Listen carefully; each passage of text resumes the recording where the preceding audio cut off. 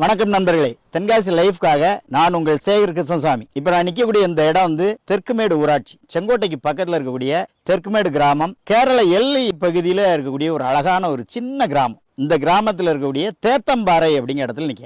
எனக்கு பின்னால் தெரியக்கூடிய மலையை நீங்கள் பார்த்தீங்கன்னா மேற்கு தொடர்ச்சி மலை, ரொம்ப கண்கவர் காட்சியாக இருக்கும். இப்போ நான் என்ன சொல்ல போகிறேன் அப்படின்னு கேட்டால், பின்னால் இருக்கக்கூடிய இந்த மலையில நம்ம பொதுவாக மேற்கு தொடர்ச்சி மலை அப்படின்னு சொல்லுவோம். அது இங்கேருந்து ஆரம்பிச்சு குஜராத் வர சொன்னாலும் ஒரு மேற்கு தொடர்ச்சி மலை தான், அப்படி தான் சொல்லுவோம்.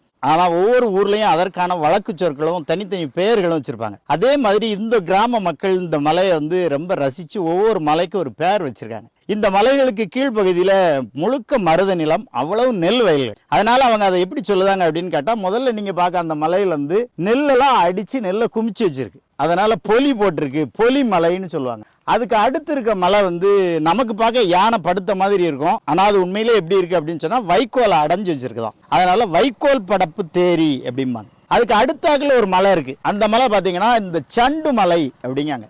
சண்டு மலைன்னா என்ன அப்படின்னு கேட்டால், இந்த குப்பை குளங்களை எல்லாம் நெல்லை அடிச்சுட்டு தூத்தி எடுத்த பிறகு குப்பை குளங்கள்லாம் அடைஞ்சு வச்சிருக்குதான். ஆக ஒரு கிராமத்தில் இருக்கக்கூடிய ஒரு 3 மலைகளுக்கு அவ்வளவு அழகான பெயர்களை சொல்லி வச்சிருக்காங்க. இந்த சண்டு மலையின் கீழே தான் சின்ன குற்றாலம்னு ஒரு அழகான அருவி இருக்கு. இதை ஒட்டிய பின்னணி கதைகளும் வரலாற்று கதைகள் இருக்கு. அதை இன்னொரு பதிவில் பார்ப்போம். நன்றி.